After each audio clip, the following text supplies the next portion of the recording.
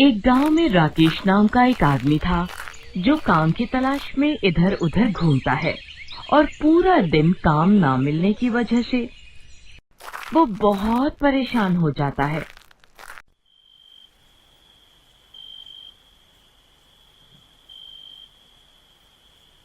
और रात को जब वो थककर अपने घर जाता है, घर में घुसते ही उसकी बीवी उससे पैसे मांगती है। अजी सुनिए, मुझे कुछ पैसे दे दीजिए, मुझे सोनिया को कल मेले में लेकर जाना है। क्या पैसे? मेरे पास तो खाने के लिए भी पैसे नहीं हैं। क्या आपके पास पैसे नहीं है? पैसे नहीं है कहने से घर का खर्चा थोड़ी न चल जाएगा। मुझे नहीं पता, आप जाओ और कहीं से भी पैसे लेकर आओ। पुष्पा तुम ही बताओ, मैं कहाँ से पैसे लेकर आऊँ? जिनसे पैसे लेने थे उन लोगों ने पैसे देने से मना कर दिया। काश मैंने तुमसे शादी करने से मना कर दिया होता तो आज मैं सुख से रहती। जब से मैंने तुमसे शादी की है तब से एक भी दिन सुख से नहीं रही हूँ। कभी सोचा है तुमने, कभी मेरे लिए या हमारी बेटी के लिए क्या किया है? आखिर सोनिया तुमसे इतना प्यार करती है, लेकिन कभी तुमने उसके प्रति पापा होने का कोई फर्ज निभाया ही नहीं है। ऐसा कहकर रोते हुए पुष्पा वहाँ से चली जाती है और राकेश देर रात तक मन ही मन पुष्पा के कहे शब्दों को सोचता है और सोचता है कि मैंने कभी अपनी पत्नी और अपनी बेटी को कोई सुख नहीं दिया है। वो यही सब बातें सोचता है और परेशान होकर उठकर बाहर चला जाता है और थोड़ी दूर चलते चलते वो जंगल में चला जाता है। वहाँ जैसे ही वो पहुँचता है तो उसे वहाँ एक तालाब दिखाई देता है जिसके पास एक लकड़ी की तख्ती दिखाई देती है जिस पर लिखा होता है सावधान और नीचे लिखा होता है इस तालाब में जो भी कूदता है वो कंकाल बनकर ही बाहर आता है। ये पढ़कर राकेश मन ही मन में सोचने लगता है कि मैं भी इस तालाब में कूद जाता हूँ। इस रोज रोज की चिक चिक भरी जिंदगी से तो कंकाल बनकर ही रहना बेहतर है। फिर ऐसा कहकर राकेश तालाब में कूद जाता है और जैसे ही वो तालाब में कूदता है तभी तालाब में बवंडर आता है और राकेश को उठाकर बाहर फेंक देता है। अरे मुझे ये क्या हुआ? मुझे ऐसा महसूस हो रहा है कि मैं पहले से और भी ज्यादा ताकतवर और फुर्तीला हो गया हूँ। तभी तालाब में से आवाज आती है, नहीं, ये सच है। ये आवाज सुनकर राकेश बहुत ज्यादा डर जाता है और डरते हुए इधर उधर देखते हुए बोलता है, कौन है? कौन है? यहाँ जो भी है सामने आओ। तभी तालाब में से पानी निकलकर बोलता है, मैं तालाब बोल रहा हूँ, एक जादुई तालाब। तालाब को ऐसे बोलते देख राकेश और भी ज्यादा डर जाता है। अरे अरे तालाब कैसे बोल सकता है? मैं तालाब ही हूँ और जो भी मेरा इस्तेमाल जो सोच कर करता है उसका उल्टा ही होता है। जो भी मुझ में स्वस्थ होने के लिए कूदे उसका उल्टा हुआ, वो मरकर कंकाल बनकर निकले। अरे फिर तो आप मेरे बहुत काम आ सकते हैं। काम तो आ सकता हूँ, लेकिन उल्टे कामों में, क्योंकि मैं कोई भी काम सीधा नहीं करता हूँ। अब समझ गया मैं तालाब जी। फिर राकेश इधर उधर देखता है और उसे तालाब के पास में ही एक खाली मटका रखा हुआ दिखता है और वो उस मटका को उठाकर तालाब के पास में आता है और फिर तालाब हंसते हुए उस मटके में चला जाता है और फिर राकेश उस मटके को लेकर घर आ जाता है। घर पर उसकी बीवी पुष्पा रसोई में खाना बना रही होती है। पुष्पा, पुष्पा! अरे क्या हो गया? क्यों घर को सर पर उठा रखा है?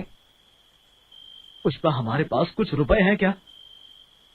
क्या पागलों जैसी बातें कर रहे हो? मेरे पास भला रुपये कहाँ से आएंगे? और अगर मेरे पास रुपये होते तो क्या मैं रात को लड़ाई करती? अरे 1-2 रुपए तो वैसे भी घर की औरतों के पास 2-5 रुपए तो निकल ही जाते हैं। हाँ, रुकिए, देखती हूँ। फिर पुष्पा रसोई में जाती है और चीनी के डब्बे में से 10 रुपए निकाल कर लाती है।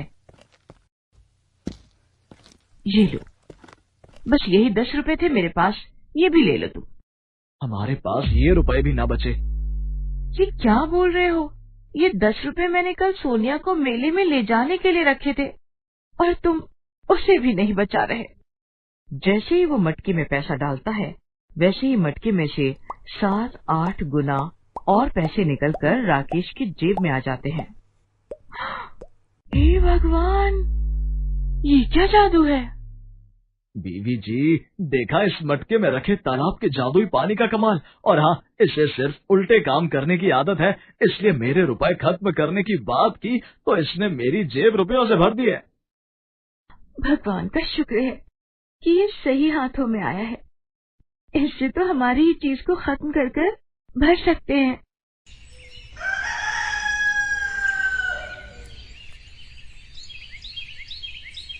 फिर राकेश उस मटके को लेकर बाहर जाता है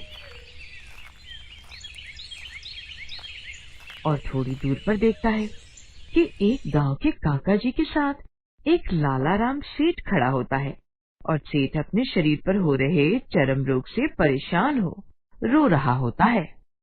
अरे लाला राम, तुम रो क्यों रहे हो? सब जल्दी ठीक हो जाएगा।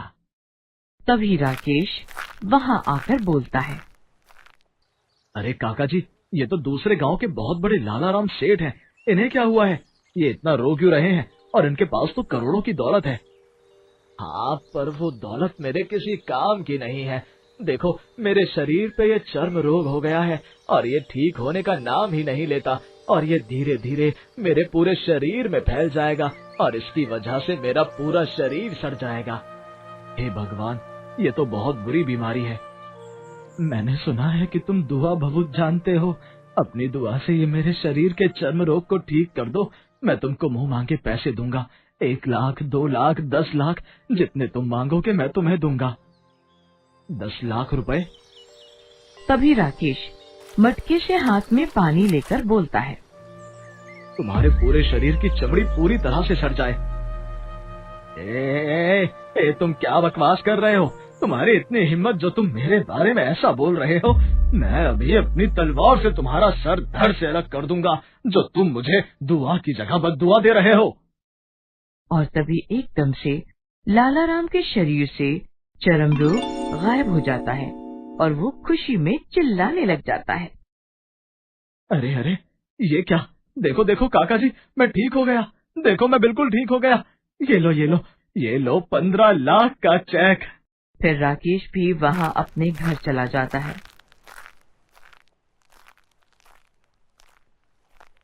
और घर जाकर वो 15 लाख का चेक अपनी बीवी को देता है। अरे अरे, 15 लाख का चेक!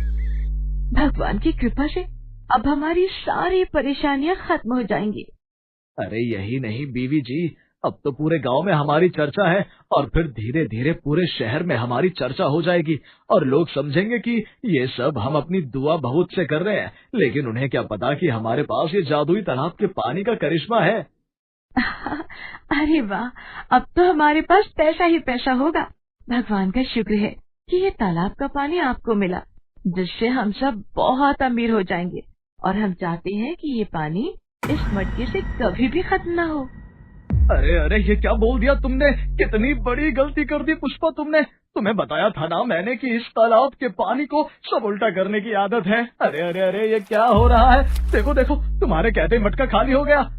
हे भगवान, और पैसा कमाने की चाह में ये क्या गलती कर बैठी मैं। चलिए चलिए, जल्दी से उसी तालाब से दोबारा फिर से मटके में पानी भर लाते हैं हम। हाँ हाँ, चलो चलो चलो, जल्दी चलते हैं।